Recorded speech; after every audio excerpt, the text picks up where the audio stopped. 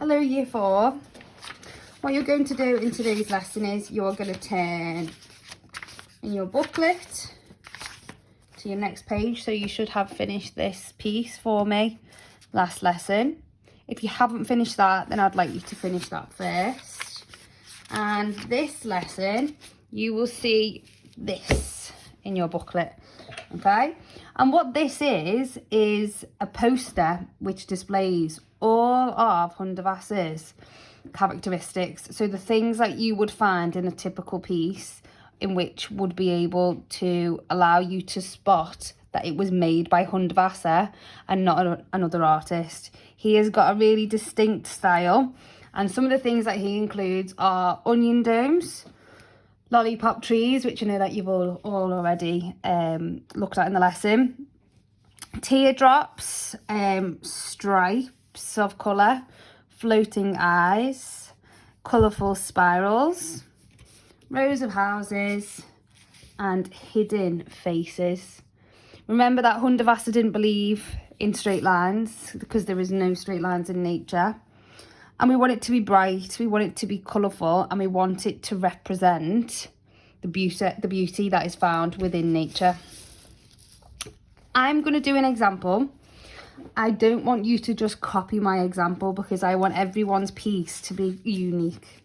You are using this almost like a key on how you can include all of his characteristics, but the order in which you put that onto your own piece is completely up to you. I'm just going to talk you through the process that I do, but yours should be different.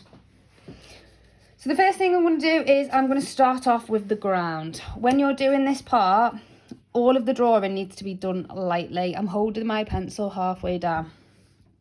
I'm going to start off by doing a line like this. So slightly curved. This is going to be my ground area, and this is going to be my horizon line and my sky. So I'm going to start off by, let me just see if I can turn this camera so it's a bit clearer.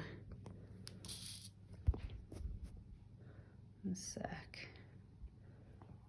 That's better.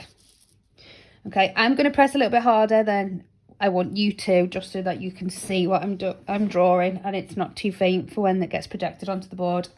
So after I've done that first line, I'm going to start with my next line. And I'm going to add some wavy parts here. I'm going to do my next line and I'm going to go the opposite to what I've just done, like so. And this is going to then turn into 3 floating eyes. I might do 4, 1 in there. So I'm just going to do the oval shape, and I'm just going to add in circles like that.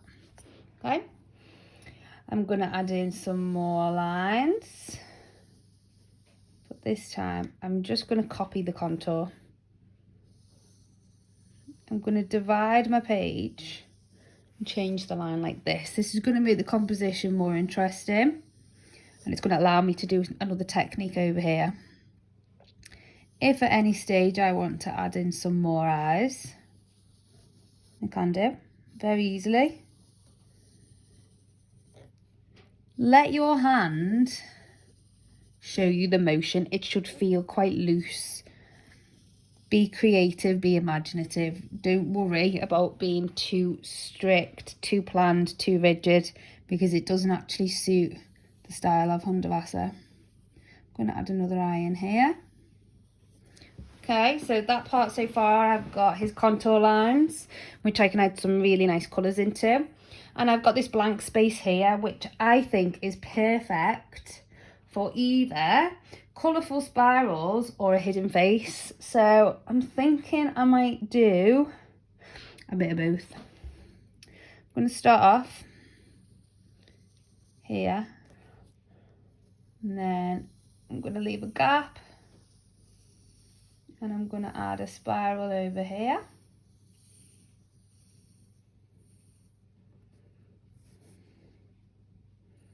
Like so.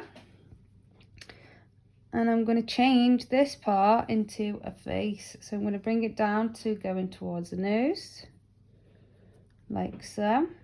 I'm going to do a line slightly lower down, because Hundertwasser didn't do perfect faces, he done them quite abstract. So think along the lines of Picasso. We want to have a hidden face, so not a face that we can automatically see, maybe one that we'd have to look a little bit closer and see. And I'm going to hide it by using more contour lines. I'm going to add another eye in this side. The eyes don't have to be the same size, the same style. And I'm going to add in some spirals on the cheek area of the hidden face, because I think that would suit. Yeah, I'm happy with that. I'm going to bring in some more lines here. I'm going to bring it up, and I'm going to make the mouth like so.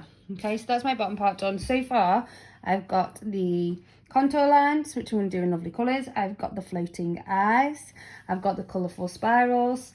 So that leaves me with the onion domes, the rows of houses, the lollipop trees, and also Hundertwasser's use of pattern. So I am thinking I'm going to have some onion domes on this side. I'm going to start off like this. I'm going to separate it with some lines, and then I'm going to bring it up like so. I'm going to bring in further detail. The ones next to it, I'm going to do a skinnier version.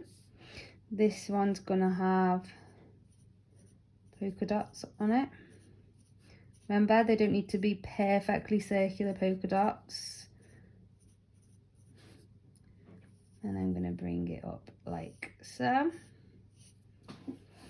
I'm going to do some smaller ones with wider domes.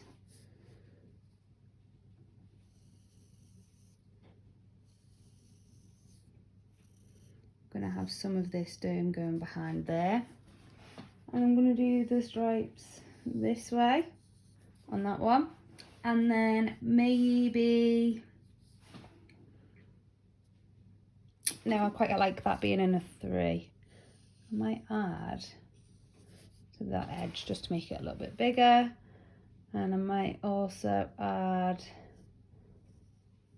some detail on the top of that one. Okay, I'm happy with that. I'm gonna have some raindrops, all different sizes, over there. As I come along, I'm going to start to bring up some lollipop trees. So I'm going to do lines straight up. I'm going to do a circle. Remember, it doesn't have to be perfectly circular. I'm going to do some smaller circles inside of this. And I'm going to do them all different heights, all different size lollipops. Could be thicker branches on some, could have some that are slightly curved, could have them as a spiral rather than separate circles, like that. Okay, I'm happy with this so far. I think I'm going to do 2 more lollipop trees.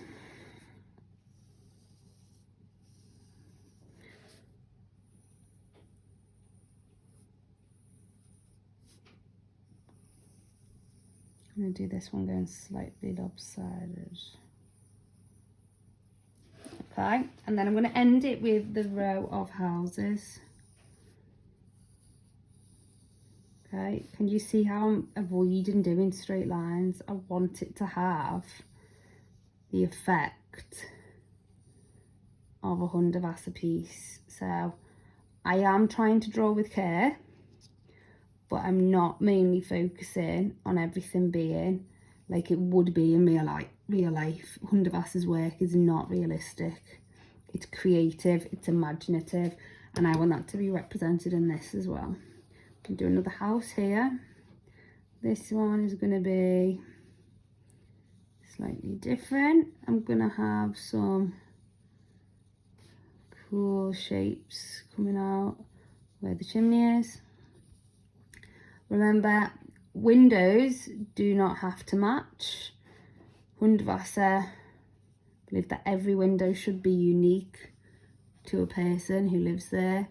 You can have flowers growing out of the windows. You can make it as creative as possible. I'm quite happy to leave it there.